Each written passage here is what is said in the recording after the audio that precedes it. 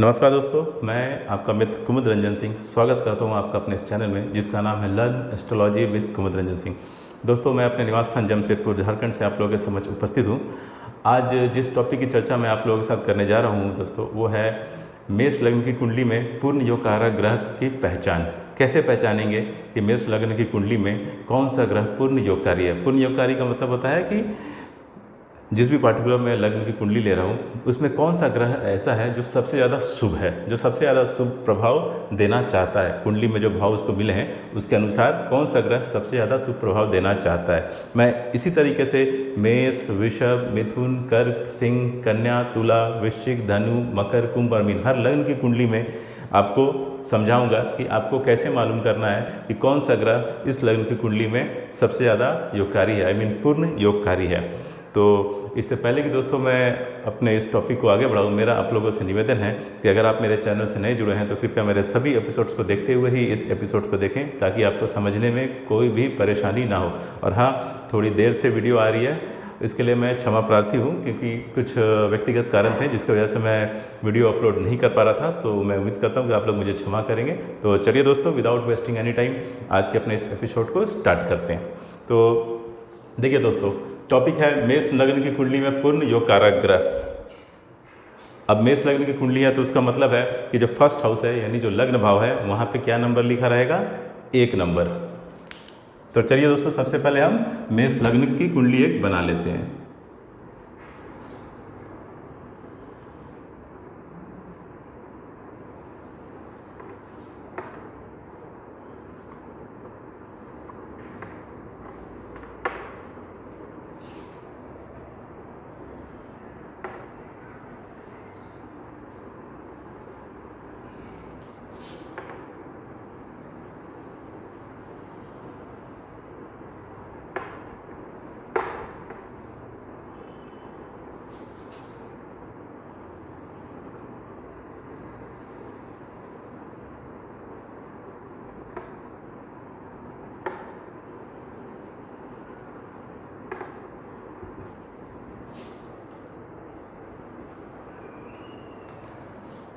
देखिए दोस्तों, ये है एक लग्न कुंडली जिसमें 12 भाव है। अगर मैं इसके फर्स्ट हाउस में, आप इसको जान चुके हैं अभी तक कि इसको हम फर्स्ट हाउस बोलते हैं, इसको सेकंड हाउस, इसको थर्ड हाउस, इसको फोर्थ हाउस, इसको फिफ्थ हाउस, इसको सिक्स्थ हाउस, इसको सेवेंथ हाउस, इसको एट्थ हाउस, इसको नाइन्थ हाउस, इसको 10th हाउस, इसको 11th हाउस और इसको 12th हाउस। अगर आपके फर्स्ट हाउस में 1 नंबर लिखा है, नंबर 1 लिखा है, तो उसका मतलब हो गया कि जो लग्न कुंडली है वो है मेष लग्न की कुंडली। तो ये दोस्तों यहाँ से स्टार्ट कीजिए, आप यहाँ नंबर 1 लिखिए, उसके बाद गिनती के क्रम में आगे बढ़ाते जाइए। 1 2 3 4 5 6 7 8 9 10 11 एंड 12। दोस्तों, मैंने अपने पिछले एपिसोड्स में चर्चा की है कि कुंडली में फर्स्ट हाउस को, फोर्थ हाउस को, 7th हाउस को और 10th हाउस को केंद्र का भाव बोलते हैं। First house, fourth house, 7th house और 10th हाउस को कुंडली में केंद्र का भाव बोलते हैं। और 5th हाउस को, 9th हाउस को और फर्स्ट हाउस को, फिर से मैं रिपीट कर रहा हूँ, फर्स्ट हाउस को, 5th हाउस को और 9th हाउस को, इसको हम त्रिकोण का भाव कहते हैं। फर्स्ट हाउस जो है वो केंद्र और त्रिकोण दोनों की श्रेणी में आता है। तो आपको कैसे पता चलेगा कि मेष लग्न की कुंडली में कौन सा ग्रह सबसे ज़्यादा योगकारी है, पूर्ण योगकारी है? तो देखिए दोस्तों, इसकी एक सिंपल और इजी ट्रिक जो है वो है कि ऐसा ग्रह जिसको एक भाव केंद्र में मिला हो और दूसरा भाव त्रिकोण में मिला हो, वो क्या होता है? उस लग्न की कुंडली में पूर्ण योगकारी कहलाता है। मैं इसको फिर से रिपीट कर दे रहा हूँ दोस्तों, ऐसा ग्रह जिसको एक घर केंद्र के भाव में और दूसरा घर त्रिकोण के भाव में मिला हो, वो ग्रह उस लग्न की कुंडली में पूर्ण योग कारक कहलाता है। अब सूर्य और चंद्रमा 2 ऐसे ग्रह हैं जिनको सिर्फ एक राशि होती है, यानी सूर्य जो होते हैं वो सिंह राशि के स्वामी होते हैं और चंद्रमा होते हैं कर्क राशि के स्वामी। तो इसका मतलब है कि किसी भी लग्न की कोई कुंडली में हो, कोई भी लग्न की कुंडली हो, सूर्य और चंद्रमा कभी भी पूर्ण योग कारक नहीं होंगे। क्यों? क्योंकि उनको सिर्फ एक ही घर मिल सकता है। केंद्र और त्रिकोण में कोई एक ही जगह वो बैठ सकते हैं। केंद्र या त्रिकोण में कोई एक ही घर उनको मिलेगा क्योंकि ये एक ही राशि को गवर्न करते हैं, कंट्रोल करते हैं। लेकिन बाकी जो ग्रह हैं जैसे मंगल, बुध, बृहस्पति, शुक्र, शनि, इन लोगों को क्या होता है, इन ग्रहों को दो दो राशियाँ मिली होती है। आई मीन ये किसी भी लग्न की कुंडली में दो दो घरों के स्वामी होते हैं। तो इसका मतलब है कि मंगल, बुध, बृहस्पति, शुक्र, शनि, ये ग्रह ही किसी भी लग्न की कुंडली में पूर्ण योगकारी हो सकते हैं। और देखिए दोस्तों, ये एक कॉन्सेप्ट है जो आपको बहुत अच्छे तरीके से अपने दिमाग में सेट कर लेनी है। कोई भी लग्न की कुंडली हो, कोई भी कुंडली आए आपके पास, सबसे पहले आपको देखना है कि कौन सा ऐसा ग्रह है जिसका एक भाव केंद्र में पड़ रहा हो और दूसरा भाव त्रिकोण में पड़ रहा हो। और आप जानते हैं कि लग्न कुंडली में first house, fourth house, seventh house और 10th हाउस, यानी ये जो केंद्र का भाव है, इनको जनरली शुभ माना जाता है। हाँ, कुछ कंडीशंस ऐसे होते हैं जब ये केंद्र के भाव अशुभ हो सकते हैं, लेकिन वो कंडीशनल है, जिसकी चर्चा मैं जैसे जैसे हम लोग एडवांस लेवल पे जाएंगे उसकी चर्चा मैं करूँगा। लेकिन फिलहाल के लिए मैं इतना बता रहा हूँ कि फर्स्ट हाउस यानी जो केंद्र के भाव हैं, first house, fourth house, seventh house और 10th हाउस, केंद्र के भाव को जनरली क्या माना जाता है, शुभ माना जाता है। उसी प्रकार से त्रिकोण के भाव, फिफ्थ हाउस और 9th हाउस, इन दोनों हाउसेस को भी क्या माना जाता है, शुभ माना जाता है। मैं यहाँ पे लिख दे रहा हूँ।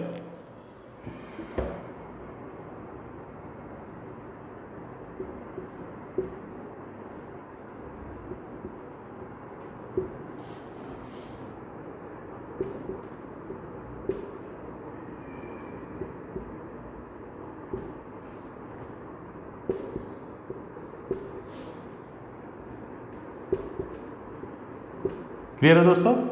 केंद्र के भाव, किसी भी लग्न की कुंडली में केंद्र के भाव यानी first house, fourth house, seventh house और 10th हाउस, इनको क्या होता है, शुभ माना जाता है। हाँ, कुछ ऐसे कंडीशंस बन सकते हैं जब वे अशुभ हो सकते हैं, लेकिन जनरली मैं जनरलाइज्ड वे में बात कर रहा हूँ और जितना फिलहाल आपको जिसकी जितनी आवश्यकता है मैं उसकी बात कर रहा हूँ कि फर्स्ट हाउस को, फोर्थ हाउस को, सेवेंथ हाउस को, 10th हाउस को, केंद्र के भाव को जनरली क्या माना जाता है, शुभ माना जाता है।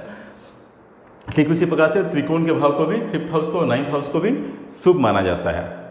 अब हम कैसे पता करेंगे कि मेष लग्न की कुंडली में पूर्ण योग कारक ग्रह कौन है? तो चलिए, बहुत ही इजी तरीका है, मैं उसकी चर्चा कर दे रहा हूँ आपके साथ। तो देखिए, फर्स्ट हाउस, पहले आप केंद्र के भाव लिखिए।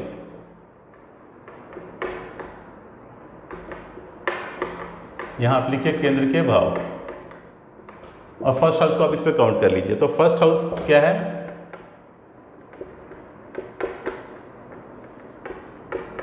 देखिए दोस्तों, फर्स्ट हाउस में 1 नंबर लिखा हुआ है, यानी फर्स्ट हाउस में मेष राशि है।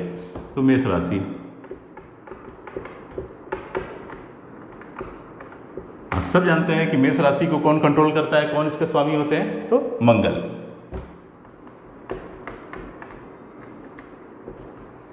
क्लियर है दोस्तों? फोर्थ हाउस,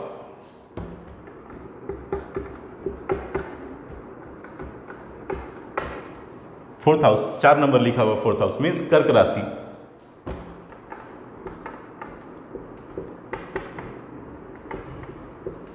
कर्क राशि के स्वामी कौन होते हैं, चंद्रमा। देखिए दोस्तों, आपको ये सीक्वेंस बहुत अच्छे तरीके से याद होनी चाहिए। मेष, वृषभ, मिथुन, कर्क, सिंह, कन्या, तुला, वृश्चिक, धनु, मकर, कुंभ और मीन, ताकि आप किसी भी हाउस में नंबर देखते साथ आप समझ जाए कि हाँ, इस घर में ये राशि है। ठीक है, और उनके स्वामियों का नाम भी आपको पता होना चाहिए। मैं इसकी चर्चा बहुत बार कर चुका हूँ, अगर आपको कोई भी कंफ्यूजन हो तो आप मेरे पुराने एपिसोड्स को देख सकते हैं। देखिए, अब नेक्स्ट क्या हुआ, जो केंद्र का भाव है, सेवेंथ हाउस।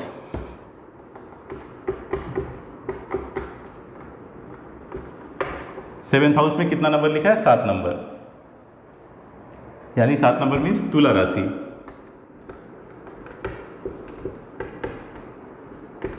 तुला राशि के स्वामी कौन होते हैं, तो शुक्र देवता।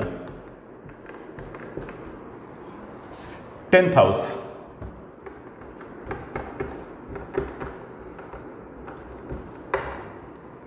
10th हाउस में क्या लिखा है, 10 नंबर, मतलब मकर राशि।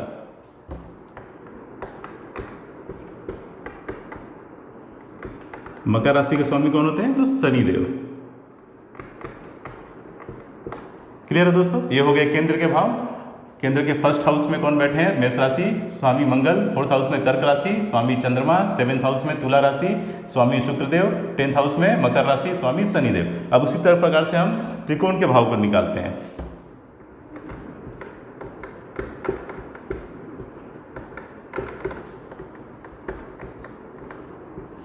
तो देखिए दोस्तों, त्रिकोण के भाव, फिफ्थ हाउस,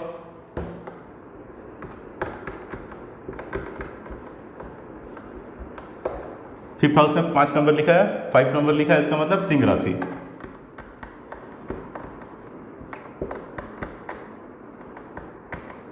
सिंह राशि के स्वामी सूर्यदेव। नेक्स्ट जो त्रिकोण है वो कौन सा है? 9th house.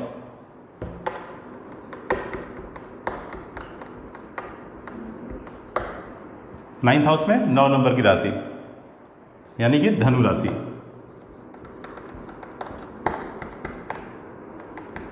धनु राशि के स्वामी कौन होते हैं? तो बृहस्पति देवता। क्लियर है दोस्तों?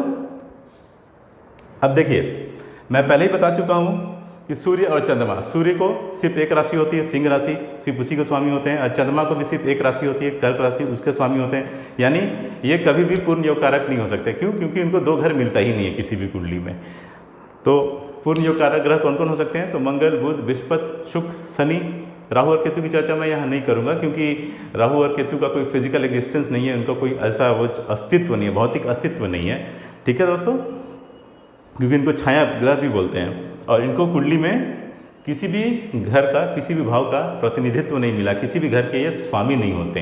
क्लियर है दोस्तों? इसलिए मैं इसकी चर्चा, राहु और केतु की चर्चा यहाँ पे नहीं कर रहा हूँ। तो अब देखिए,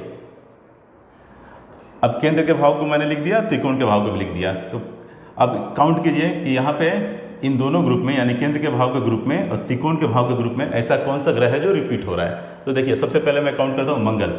मंगल देखिए, मंगल केंद्र के भाव में एक घर मिला है मंगल को। क्लियर है दोस्तों? लेकिन त्रिकोण के भाव में कोई घर नहीं, यानी मंगल यहाँ पे पूर्ण योगकारी नहीं है। दूसरा चंद्रमा, केंद्र के भाव में एक घर मिला है चंद्रमा को, लेकिन त्रिकोण के भाव में कोई घर नहीं मिला। तो चंद्रमा, जाहिर सी बात है, ऐसे भी नहीं होता है, पूर्ण योगकारी कभी नहीं होगा, क्योंकि सिर्फ इनको एक ही घर मिलता है कुंडली में। तीसरा क्या है? शुक्र देवता, केंद्र के घर में, केंद्र के भाव में एक घर मिला है इनको, 7th हाउस के मालिक हैं। और उसके बाद त्रिकोण के भाव में देखिए, कहीं पर भी शुक्र देवता आपको नजर नहीं आ रहे। इसका मतलब शुक्र देवता भी इस मेष लग्न की कुंडली में पूर्ण योगकारी नहीं है। शनि देवता को केंद्र के भाव में 10th हाउस का मिला है, 10th हाउस का स्वामी है शनि देवता। क्लियर है दोस्तों? लेकिन त्रिकोण के भाव में शनि देवता को कोई घर नहीं मिला है। तो इसका मतलब क्या हुआ दोस्तों? इसका मतलब ये हुआ कि मेष लग्न की कुंडली में ऐसा कोई भी ग्रह नहीं है जो पूर्ण योग कारक हो। क्लियर है दोस्तों? मैं फिर से रिपीट कर दे रहा हूँ, मेष लग्न की कुंडली में ऐसा कोई भी ग्रह नहीं है जो पूर्ण योग कारक हो। योग कारक का मतलब है कि ऐसा ग्रह जो उस लग्न कुंडली में सबसे ज़्यादा पॉजिटिव रिजल्ट देने वाला है, जिसको सबसे अच्छे घरों का प्रतिनिधित्व मिला है, और जो आपके लाइफ में चेंजेस लाता हो, पॉजिटिव चेंजेस लाता हो। और मारक का मतलब क्या होता है? जो आपके लाइफ में निगेटिव चेंजेस लाता हो, आपके डाउनफॉल का कारक हो। क्लियर है दोस्तों? तो देख लीजिए, केंद्र के भाव में जो ग्रह है उसकी चर्चा मैंने कर दी है। त्रिकोण के भाव में जो ग्रह हैं, जो स्वामी हैं, उनकी चर्चा कर दिया हूँ मैं। ऐसा कोई भी ग्रह नहीं है जो जिनको केंद्र में भी एक घर मिला है, त्रिकोण में भी एक घर मिला है, ऐसा कोई ग्रह नहीं है। इसका मतलब क्या हो गया कि मेष लग्न की कुंडली में ऐसा कोई भी ग्रह नहीं है जो पूर्ण योग कारक हो। क्लियर है दोस्तों? तो इसलिए आप क्या निष्कर्ष पे पहुंचे हैं कि मेष लग्न की कुंडली में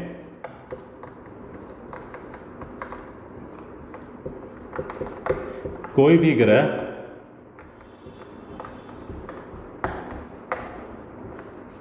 पूर्ण योग कारक नहीं है।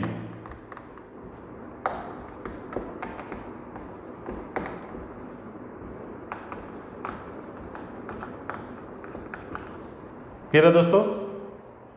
याद रखिएगा, ऐसा नहीं है कि अगर किसी ग्रह को केंद्र के भाव में ही 2 घर मिल जाए तो वो पूर्ण योग कारक हो गए। नहीं, कंडीशन क्या है? एक घर केंद्र में और एक घर त्रिकोण में। पूर्ण योग कारक के लिए ग्रह को एक घर केंद्र में मिला होना चाहिए और दूसरा घर त्रिकोण में मिला होना चाहिए, तभी वो ग्रह पूर्ण योग कारक होगा। उसके अलावा और कोई रूल नहीं। क्लियर दोस्तों? तो आज के लिए दोस्तों इतना ही। अगले नेक्स्ट एपिसोड में मैं वृषभ लग्न की कुंडली में पूर्ण योग कारक ग्रह की पहचान कैसे करेंगे उसकी चर्चा करूंगा। तो आज के लिए दोस्तों इतना ही, मिलते हैं अगले एपिसोड में। तब तक के लिए नमस्कार, जय श्री कृष्णा, जय हिंद।